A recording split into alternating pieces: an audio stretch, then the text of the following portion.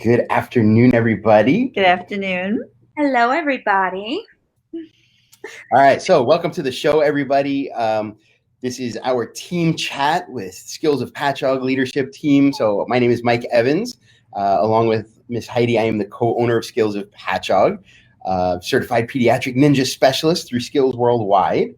And I'll let the ladies introduce themselves because they'll do a much better job at it. Well, I guess since you already introduced Heidi, I'll introduce myself. I'm Amie Markowitz. I'm a licensed clinical social worker and personal trainer and social worker for Skills of Patchogue. I'm happy to be here. Today, we are going to be chatting about a topic that comes from our parent skills curriculum, which is connection. And it's one of those things that I think a lot of us just have natural connections with our kids, both as parents and instructors and professionals.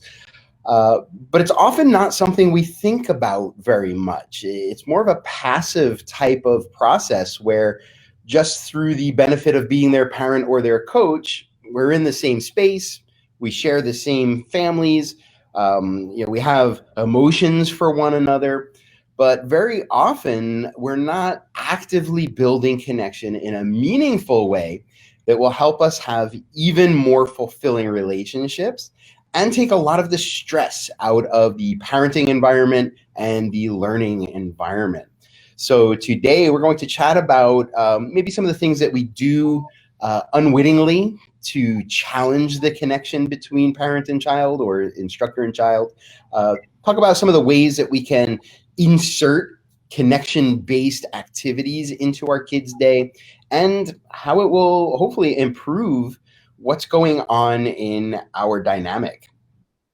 So connection can be anything from knowing one another on just a first name basis, all the way to actual physical connection where we are skin on skin contact. And what happens is the closer our connection bonds, the easier it is for messages and lessons to pass from speaker to listener. And one of the things that we hear a lot in the class is, well, my kid just doesn't listen. And very often it's not a challenge with the child. It's something that we as the adults aren't quite doing as well as we could, especially here in New York. Everything happens a mile a minute. And if we take a breath, we've missed an opportunity. Life just happens so fast. There's really no chance to catch your breath. So I think one of the things that we notice the most is when people say that their kids won't listen or their child can't focus. One of the things that we ask first is, well, what was your level of connection? And I think we very often get a blank stare or like, I'm going to connect my boot with his butt if he doesn't listen. It's usually like one of those extremes that we get. Yeah, I've learned from when I'm doing evaluations that when they say, oh, they just don't listen. And I say, well, what is your level of connection? Sometimes they don't understand what that means. So I followed up with, where was your child when you asked them to do this and this? Well, he was where were you? I was in the kitchen. Well, there's the problem. Right. They don't have eye contact. If you don't have that touch contact, it's hard to make that connection with little guys, Mm-hmm. or girls. Absolutely. And yeah, I totally agree with you that I think that a lot of parents don't really understand what that means. And that's not a blame thing. I mean, that's, like I said, life just happens so fast. It's like, go put your shoes on. It's time for dinner. And, we want things to happen. You're in the middle of making dinner and you're asking them to come down for dinner. Now you're supposed to leave the stove cooking while you go upstairs and get them. Yeah. Right. And I don't think a lot of us came up with that sort of upbringing. I mean, I had pretty great parents, but even then it was like, yelled upstairs that it's time for, well, we knew because the smoke alarm went off that there was 5 more minutes until dinner. But, in the old days, there was just that family dynamic of, you knew where you were supposed to be and when you were supposed to be there. And I think kids nowadays have a lot more autonomy than maybe we did in certain aspects. So like one of the things that we talk about in class with our instructors when we do training is if you have a class of 15 or 20 kids out there and there's the one kid in the back that you're trying to get their attention, usually what happens is, just like a parent would worry about what's happening in the kitchen, or the bills that you're trying to get done, or emails, or working from home these days, right? That instructor has to juggle all these children and wants to connect with that kid in the back to get them to focus or get them to listen. And I think the first go-to tactic is getting louder, expecting to break whatever their focus is and readjust it to them. And I think that really just adds to the noise. Or even if it gets their attention, it's not in a focused way.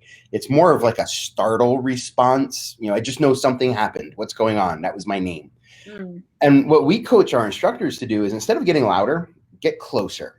So if 10 of the kids have really great focus on me and one of the children in the back needs my proximity, I would rather turn my whole class around to face the other direction so that I could go be near that child than try to yell across everybody, disrupt everybody's attention.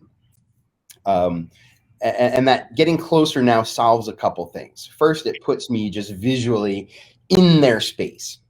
It allows me to get down on their level. I think one thing that we forget to do as adults is get down on kids' levels, and we loom over them. I'm like 6'2", and I'm teaching little kids. That's intimidating. We don't want intimidation. We want acceptance, compliance, and behavior modification.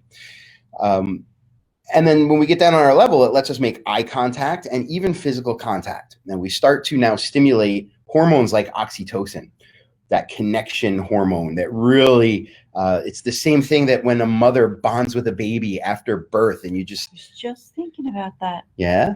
Yeah, I was thinking how as soon as a baby is born, because you said skin on skin, they put the baby on the mother's chest, skin on skin, and that's the connection. Well, what I'm thinking in terms of that is that so many times, especially dads, don't feel like they're going to have that connection with their child before the child is born, and are worried that they're going to have that, or if they're going to have it. So I don't think, going back to the point we were making earlier, that they know what that connection is or what it's supposed to feel like and how it's supposed to develop and grow. It's interesting. Like, I've never been a mom. I've been a dad. So I get exactly what you're saying. There's that fear of, well, what if I can't connect? Because it's just kind of expected that moms will be able to. As moms, is there like a worry that you're supposed to be able to, and what if you can't? Yeah. My kids are adopted, so I certainly had that worry before they were born, and I don't know what it's like to have a biological child, and to whether I would worry about that or not. But speaking as an adopted parent, yeah, absolutely. Even for me, I was concerned that, number one, would I have that connection with my child, and number two, would I know what to do? Would I know what to do? How would I know when he cries? Will I know that it's for a diaper change, or he needs to be fed, or you worry about that. Sometimes it's for no reason. Yeah. Yes. And I didn't mean to just say that it was just dads to point, that worry if they are going to have that connection or not. Moms worry about that too, I think. Mm-hmm. Yeah, and I would imagine, and Amie, you could probably speak to this better. And I know right now we're talking like that early childhood, but it does have repercussions all the way through adulthood even. I would imagine that when you start injecting fear or feeling of inadequacy, perhaps, or anxiety, that emotionally, I would imagine that it does put up some walls to, creating that intimate connection. We see it in our kids.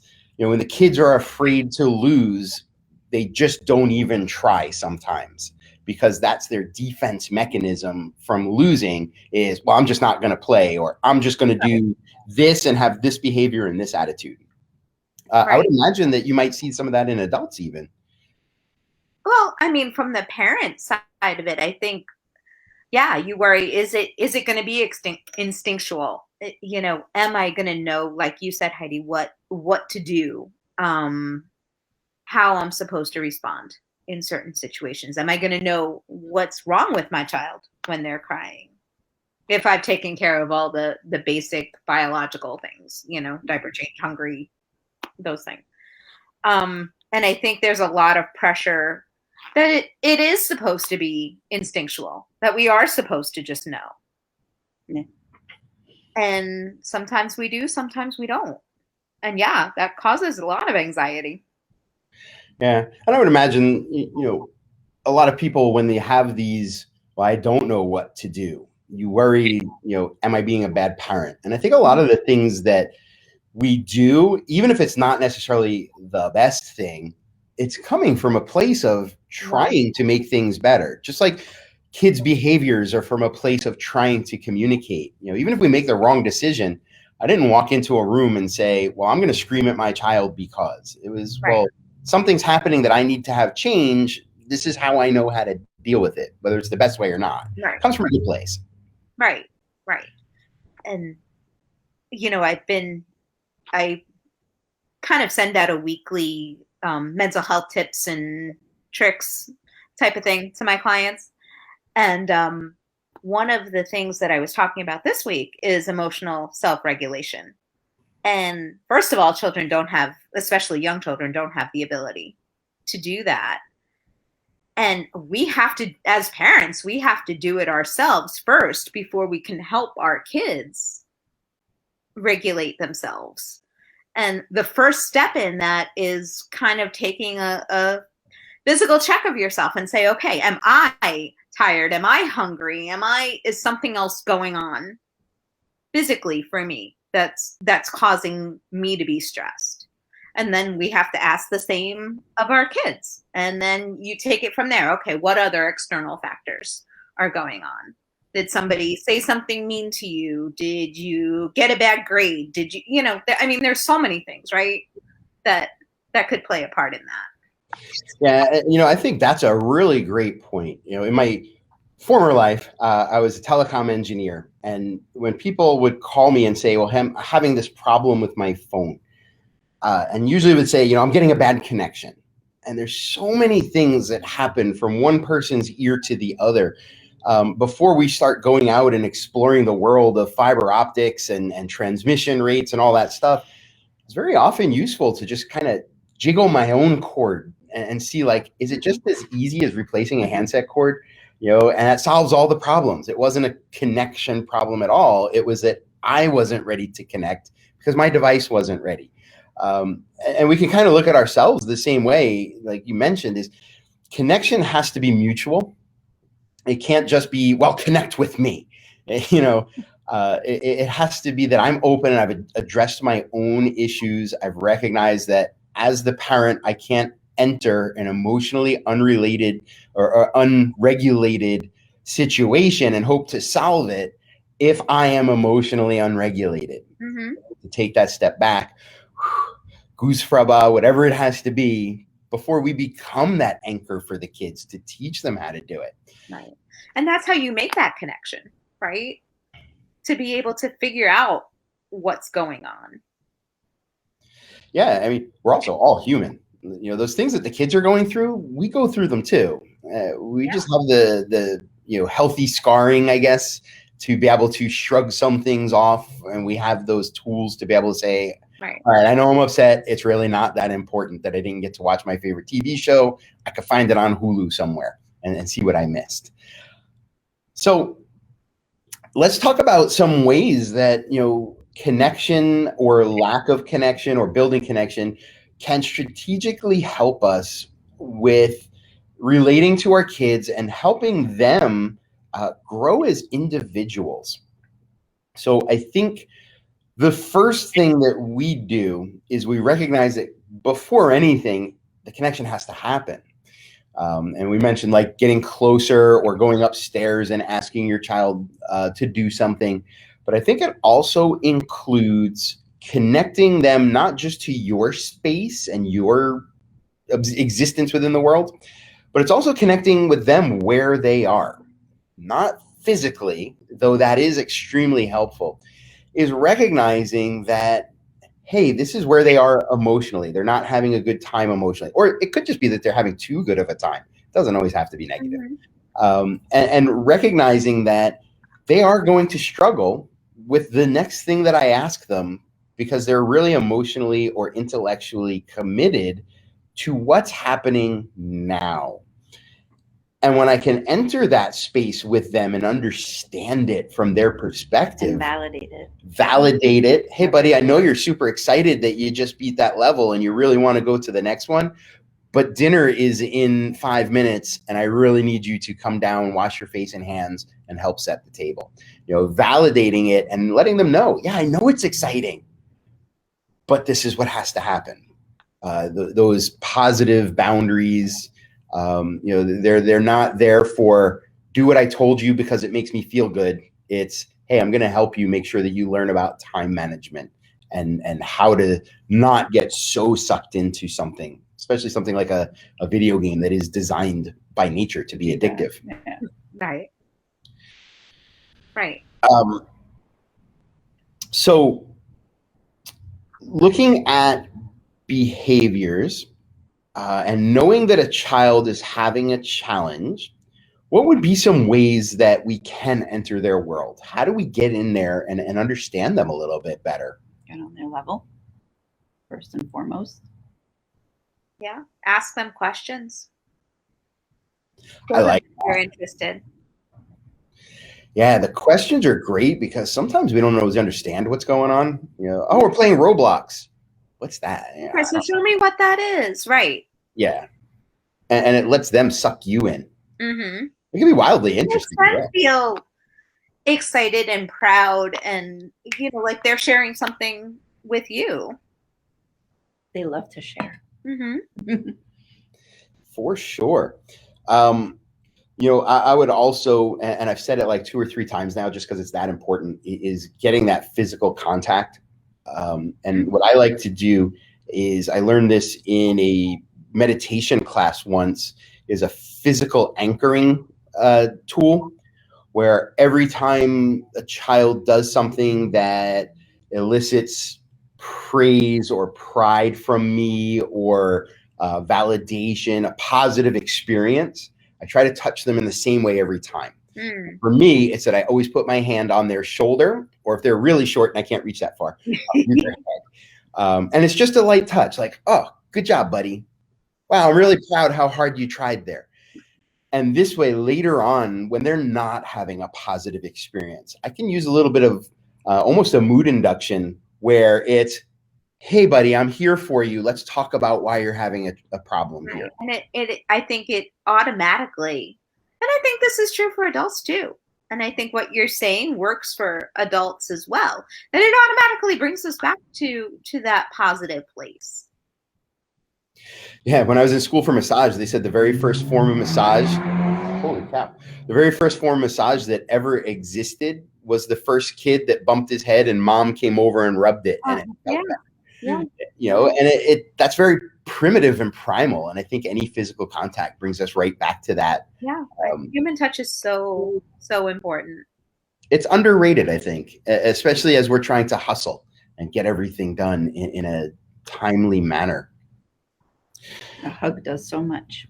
Yeah. My dad was the best hugger in the world. It's funny because he's a big, bad biker Marine, but when he wrapped you up in that hug, like, and he would hug everybody. He was non-discriminatory with his hugging. Made the world a better place. Yeah. Yeah. So with connection, so now let's say we've gone and we've gotten that connection. We've regulated ourselves, got closer. We made that physical contact, eye contact, validated how they're feeling, maybe helped them label that emotion. How do we lead them forward out of that? Because I would imagine that if you yank that string too hard, the string will break. You know, if it's like, oh, hey, buddy, I know that you're really excited, but get downstairs and go to dinner, you know? So maybe what you could say is, you know what, we're having chicken and mashed potatoes for dinner. I know that's your favorite. And I know you're probably really hungry after playing all day and after school. So let's go eat and we can do something fun after. She's got my number. Man, we're going to have to eat after this. So I'm already like, I know you And I love that you mentioned dinner. One thing that, I learned, I'm a child of the 70s and 80s. Oh my God. Me too. I mean, And we came up, I think, in an era where, to be 10 years old and to have dinner already underway when mom and dad got home, I think that was very normal for us, societally anyway, maybe not in individual households.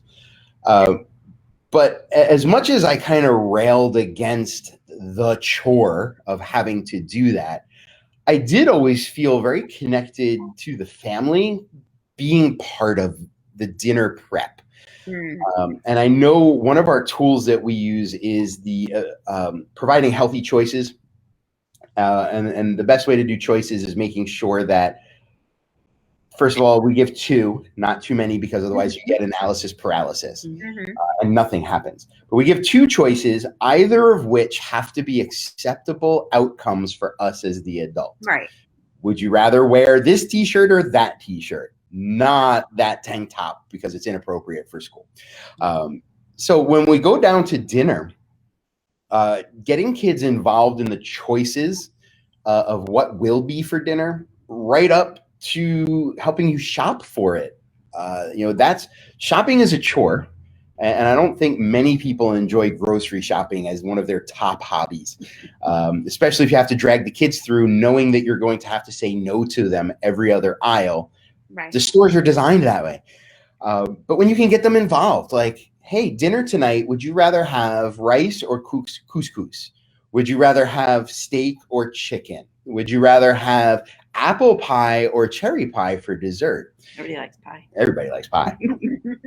That is actually, even though it's choices, the tool of choices, it's actually connection. You're connecting them to you as the family and having that chance. In Mayan culture, they call it a comedito, which is where the kids help without being asked because they feel connected to the family and the community. And it's just that they see something needs to be done and they feel good doing it because they know it helps the family, which in turn helps them. So we can build this in our families by including them from the shopping to the meal prep to even serving. And while, yes, sometimes it feels like a chore, as long as you're doing it together, it's not you get dinner ready, it's let's get dinner ready. It takes it from you and I to us. That's connection. Let's clean up your toys. Let's clean up your toys. Right. Instead of go clean up your toys. Absolutely.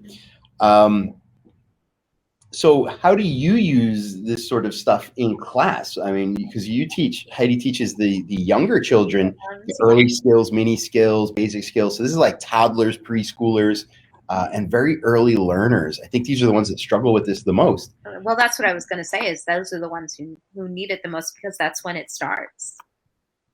Yeah, that self-determination desire kicks in. So how do you use some of that in class? How do you connect with them, keep them involved in the lesson or the game, and keep things moving forward when they have very strong desires? So we use a lot in the early skills class. We use a lot of the call and response to get them involved into the class and make that connection. I always make sure I'm on their level. I spend a lot of time on my knees, chatting with them. And a lot of them want that connection. So they'll come sit close to you. It was really hard during the pandemic when they really couldn't be anywhere near you. Now it's a little easier, but you still have to keep somewhat of a distance. So it's a lot nicer for them to, I can call them into me and make that connection with them, make sure that we are sitting eye to eye. One thing that I was just thinking about today, I had said to one of the kids, we were doing kicking and I got on my knees and I said, okay, and I held up the pad and we're going to kick. And he followed what I was doing. He kept getting back on his knees and I stand up. So you could kick, and he kept getting back on his knees. So then I stood up and I had to kick with him that way. And then once he started kicking, that's when I sat down so I could be connected with him. So that's, I think, the most important is getting on their level. Like Mike said, we're always standing above them. And then also making that connection by touching. So they're close to you, and a lot of them at 3 and 4 and 5, well, not so much the 5 and 6 year olds, but 3 and 4 year olds, they don't have that balance yet. So you always want to have a hand on their shoulder or on their upper back to kind of guide them, and that helps. And they look for that. And that goes back to the physical touch. Mm-hmm. And Yeah. you know what? So many of these things I'm thinking about are our special needs clients at the gym. So many of these things we use for those folks as well. You know, very simple instructions, getting down on their level, showing them what we are asking them to do rather than just telling them. Visual. Mm-hmm. Mm-hmm. It welcomes them into the fold. Exactly. You know, I had a special needs client at the gym the other day who came in very upset because he had said something inappropriate to another student at school, and he was just kind of really all over the place. And I just stopped him and looked him in the eyes, and I said, look, it's going to be okay. He was so upset that so worried that his parents were that he was going to get in trouble. And I just kept validating him and kept telling him that it was going to be okay, that we all have bad days and we can turn it around. We all say things, oops. Say things we're not supposed to sometimes. Actually, believe it or not, that was probably one of the most focused sessions I've seen him in. Yeah, you know, sometimes when people, I'm going to say the word worst, but I don't mean it in a judgmental way. You know, when we're at our worst is when we are most receptive to that lifeline of connection. You know, it's when we're calling out for it the most. And I know this is a little outside of our scope, but, you know, when you start seeing, you know, especially with those older teens, the developmental science changes from, well, this is how the brain develops to this is how you deal with suicide thoughts.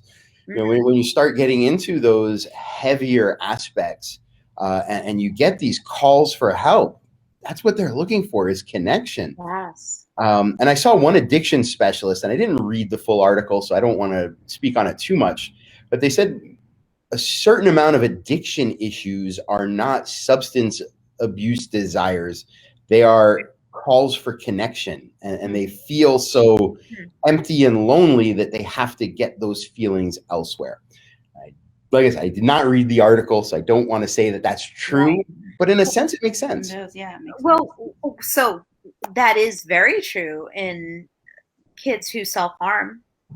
You know, they're having all of the, I know last month we talked about big emotions.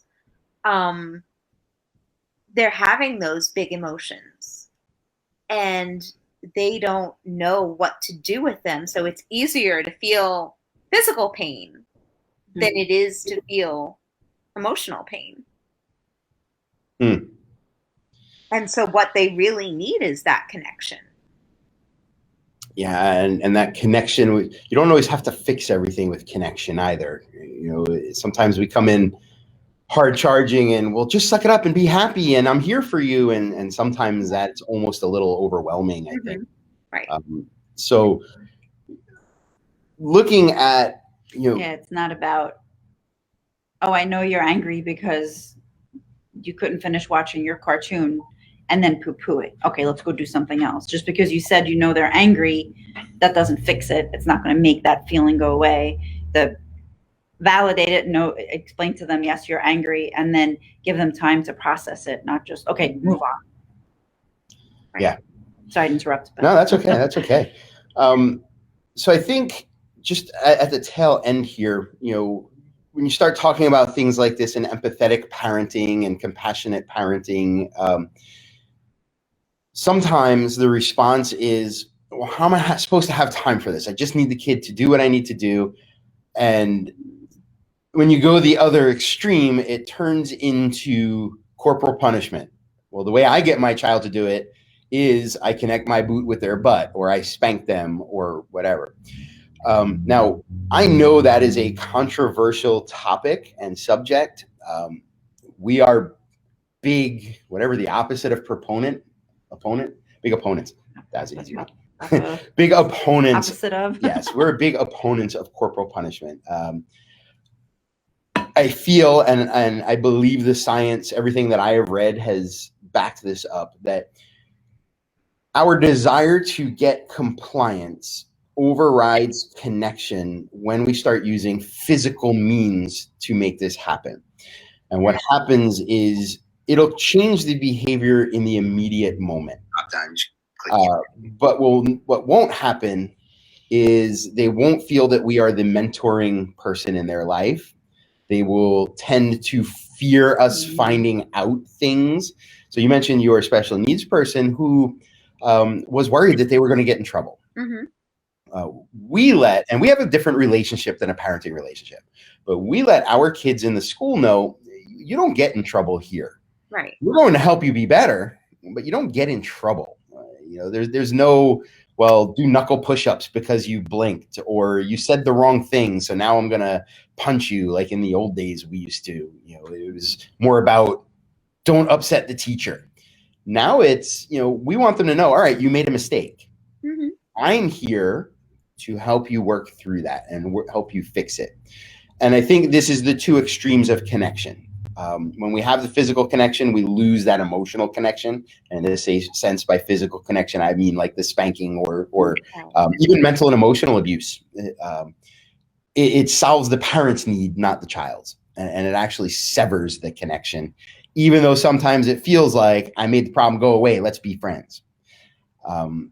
So you'll never get from us, beat your child into compliance. Right. That's exactly what I said to him was, your parents may not be happy, but you made a mistake and they'll still love you no matter what. And it'll be okay. For sure. So I know we're about at time here. If you are a parent or a coach or teacher or instructor watching this, please look at this just as a discussion. This is not a blame game. We all struggle with this. It's part of human nature to have push and shove with connection challenges. But what I do encourage you to do is follow some of the steps that we talked about in this video. Taking stock of your own emotions, meeting your children where they are, physically getting down on their level, making eye contact, physical contact, meeting them where they are intellectually. So even your teenager that doesn't want to talk to you, just go sit with them.